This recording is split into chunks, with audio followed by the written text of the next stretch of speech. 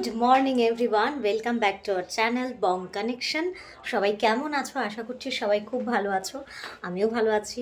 বছরের প্রায় জানুয়ারি মাসের আমরা প্রায় 9-10 তারিখ কাটিয়ে ফেললাম। আজকে 9 তারিখ আর ফ্রাইডে। আজকে ওয়েদার রিপোর্টে দেখলাম, খবরে বলছিল নিউজ চ্যানেলে যে আজকে নাকি বীভৎস ঠান্ডা পড়বে, মানে আজকে নাকি মানে মানে খুব ঠান্ডা পড়ার কথা। ঠিক আছে, খবরের চ্যানেলগুলোতে যা বলছে তাতে করে তো আমার টেনশন বেড়ে যাচ্ছে, আর ঠান্ডাটা আর জাস্ট নেওয়া যাচ্ছে না, জানো তো। কিন্তু কিছু তো করার নেই, চলতে তো হবেই। তো যাই হোক, এই হচ্ছে ব্যাপার। এখনও ঘরের কোনো কাজকর্মই সেভাবে সেরে উঠতে পারিনি, শুধু গোপালকে তুলেছি, পুজো দেওয়া হয়ে গেছে, স্নান হয়ে গেছে, গলাটাও ধরে আছে। শীতকাল আর বেগুন ভাজাটা একেবারে অনবদ্য। আর এদিকে হচ্ছে ডাল, এই ডালটাকে একটু সবজি দিয়ে তারপর সোমবার নিচে হয়েছে বেগুন ভাজা, এদিকে হয়েছে পনির আলু দিয়ে একটা তরকারি, শুক্রবার যেহেতু নিরামিষ, কিছু করার নেই। আর এদিকে হচ্ছে সবজি দিয়ে ডাল, খুব সুন্দর হয়েছে। এখন প্রায় 2টো, এই জাস্ট আমি রান্নাবান্না সেরে ফ্রেশ হয়ে আসলাম। এবার আমি লাঞ্চ করব, একটু পরে লাঞ্চ করব। আর এই মাত্র আমাদের বাড়ির যে মুদি সওদাগুলো সব অর্ডার দিয়েছিলাম সেগুলো সব দিয়ে গেছে। কি কি দিয়েছে না দিয়েছে পরে দেখছি। এদিকে দেখো সব দিয়ে গেছে, এই মাত্র দিয়ে গেল। বাবা, এত বড় সয়াবিনের প্যাকেট আমি কবে অর্ডার দিলাম? আর আমার সঙ্গে সয়াবিনই খেতে হবে। দেখো কত বড় সয়াবিনের প্যাকেট দিয়ে গেছে, সর্বনাশ করেছে। আর কি কি আছে দেখি পরে বার করবো। এই হচ্ছে লাঞ্চটা আমি করে নিই, মিস্টার রায় আসুক তারপরে ও লাঞ্চ করবে। মানে 2 দিন ধরে মনটা ভীষণ ভারাক্রান্ত, জানো। যদিও এগুলো নেগেটিভিটি, যদিও এগুলোর থেকে দূরে থাকাটাই বেটার, কিন্তু চোখের সামনে যদি কোনো ঘটনা শোনো, তুমি সেটাকে কি করে অ্যাভয়েড করবে, তাই না? এবার বিষয়টা কি হয়েছে সেদিনকে, মানে আমাদের দোকানে প্রতিনিয়তই অনেকজন মানুষ আসেন, বিভিন্ন সমস্যা নিয়ে আসেন। মিস্টার রায়ের কাছে এগুলো অনেক বেশি ইজি, মানে ও সেইভাবে জিনিসগুলোকে, মানে ও যেহেতু বহু বছর ধরে এইটার সাথে যুক্ত, ফলে ওর কাছে সেই জিনিসগুলো সেইভাবে ম্যাটার করে না, বা ও বিজনেসটাকে এত ফোকাসলি কাজটা করে, যার জন্য এইগুলো যদি ও ফোকাস দেয় তাহলে ওর কাজে অসুবিধা হবে। যাই হোক, সুতরাং ও এগুলোতে অভ্যস্ত হয়ে গেছে শুনতে শুনতে, কিন্তু আমি তো ততটাও অভ্যস্ত নই, আর আমি ভীষণ ইমোশনাল একটা মানুষ। তো সেদিনকে একজন মহিলা এসেছিলেন, তার বয়স কত হবে, 50-52 বছর বয়স হতে পারে, বা তার কমও হতে পারে, আমি জানি না। মানুষটার টনসিল ফুলেছিল, সেখান থেকে ওনার ক্যান্সার হয়ে গেছে।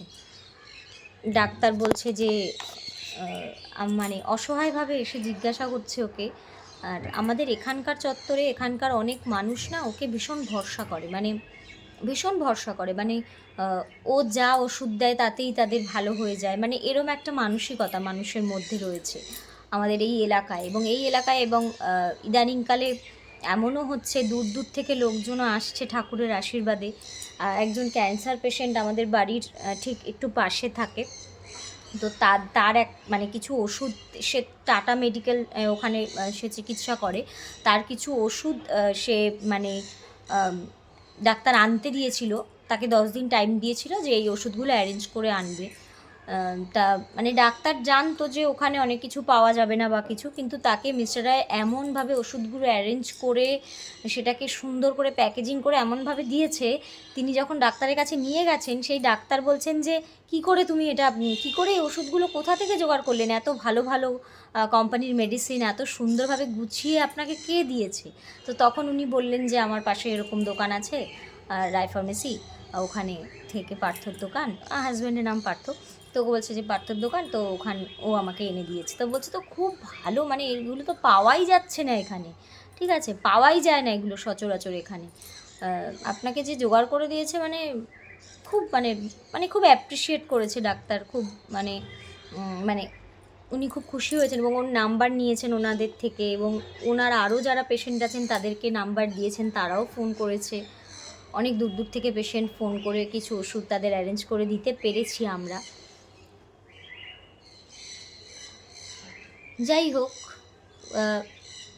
মানুষের এই সব জিনিসপত্র শুনলে না ভেতরে ভেতরে একটা টেনশান হয়। কিন্তু যদিও মিস্টার রায়কে আমি যখনই বলি, ও বলে যে দেখো এরকম প্রচুর মানুষের আছে, তুমি কজনকে নিয়ে ভাববে, আর ভাববে না, নিজের সেটা নিয়ে মানে নিজেরকে ওটার মধ্যে ইনভলভ করবে না।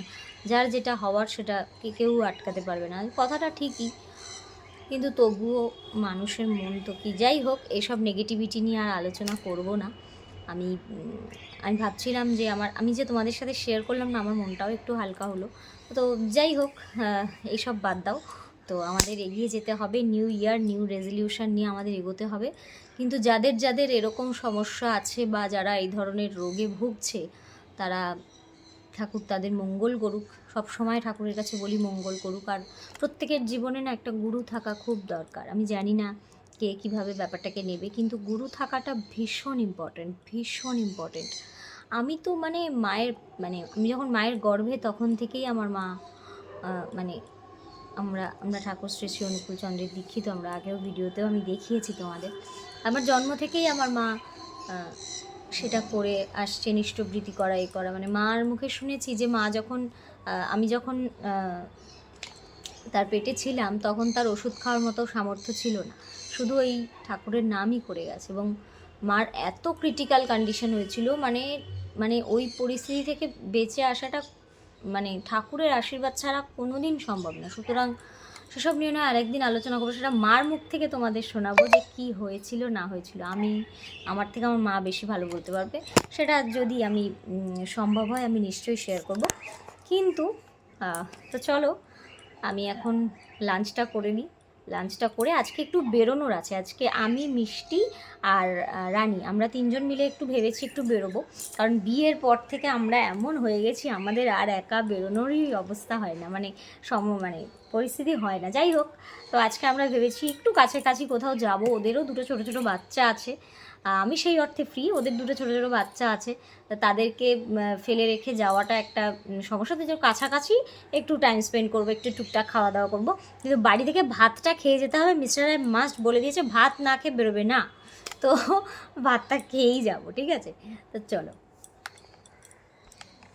বাজে প্রায় 4টে, 4:15 মতো। আর এই টাইমটাতে তো মিস্টার রায় অর্ডার দিতে ভীষণ ব্যস্ত থাকে। আর আজকে আমার জন্য একটা কাজ বয়ে নিয়ে এসছে বাড়িতে, সেলগুলোকে তুলতে হবে। প্রতি মাসে এই কাজটা আমিই করি। তো এই মাসে আমি একটু লেট করে ফেলেছি, কিছু কাজ পেন্ডিং জমে গেছে, সেজন্য নিয়ে এসছে। তো এই কাজগুলো কমপ্লিট করবো, দেন একটু রেস্ট নেব, দেন আবার উঠবো। তো চলো কাজটা সেরে নিই। তো আমি আজকে ভেবেছিলাম একটু পাটিসাপটা করব, কিন্তু জিনিসপত্র কিছুই ঠিকঠাক ঘরে নেই। চালের গুঁড়োটা আনা আছে, ময়দাও হয়ে যাবে, কিন্তু একটু ক্ষীর আনতে হবে। ওটা একটু রাস্তায় যাব, একটু মিষ্টির দোকান থেকে ক্ষীর আনবো, ঠাকুরের জন্য একটু মিষ্টি আনবো, কালকে সানডে। আর ফুল আনতে হবে। এসব টুকটাক জিনিসপত্র এনে দেন বাড়িতে আসবো। এসে যদি সম্ভব হয় করবো, আদারওয়াইজ কালকে। আর আমি এর আগের দিন করেছিলাম একটুখানি, 4-5টা করে, মানে অল্প করে করেছিলাম। সেটা হচ্ছে নারকেল দিয়ে করেছিলাম। মিস্টার রায় নারকেলটা খেতে চাইছেন, ওকে একটু ক্ষীর দিয়ে। রাস্তায় বেরিয়েই দেখলাম পৌষকালী পুজো হচ্ছে। Life is so unpredictable. কেননা কালকে আমি জাস্ট দেখো, আমি তো আমার ব্লগে আমার দিদাকে তো তোমাদের দেখিয়েইছি। আমি কালকে ফুল মিষ্টি কেনার জন্য রাস্তায় বেরিয়েছিলাম। ভাবলাম আসার পথে দিদার সাথে একটু দেখা করে আমি বাড়ি চলে আসবো। জাস্ট আমি আধা ঘন্টা টাইম নিয়ে বেরিয়েছিলাম, কাজ টাজ কমপ্লিট হয়ে গেল। আমি এসে দিদাকে দেখতে গেছি, দিদা তখন বাথরুমে ছিলেন। বাথরুম থেকে এসে দেখছি প্রচণ্ড হাঁপাচ্ছে, মানে খাট ধরে দাঁড়িয়ে আছে, এত কষ্ট হচ্ছে, হাঁপানি হচ্ছে। তো কি করব, সেই মুহূর্তে ডক্টরকে ফোন করলাম। আমাদের চেম্বারে যিনি বসেন, জেনারেল ফিজিশিয়ান, খুবই ভালো ডক্টর, ডক্টর সৌমিক ব্যানার্জি, ভীষণ ভালো, হেল্পফুল, হাম্বল, খুব ভালো ডক্টর। তো যাই হোক, ওনাকে পেলাম। উনি সঙ্গে সঙ্গে দেখলেন, দেখে ইঞ্জেকশন দিয়ে নেবুলাইজার অন করে। আর অ্যাকচুয়ালি দিদার হার্টটা ফেলিওর হচ্ছে। সো কী করা যায় জানি না, সবটাই ঠাকুরের হাতে। তো যাই হোক, আমি সেটাই বলবো, সবাই প্রে করো যেন উনি অ্যাটলিস্ট সুস্থভাবে বেঁচে থাকেই আর কি। তো যাই হোক, আজকের ব্লগটা এ পর্যন্তই এন্ড করছি। দেখা হচ্ছে পরের আর একটা ভিডিওতে। ততক্ষণের জন্য টাটা।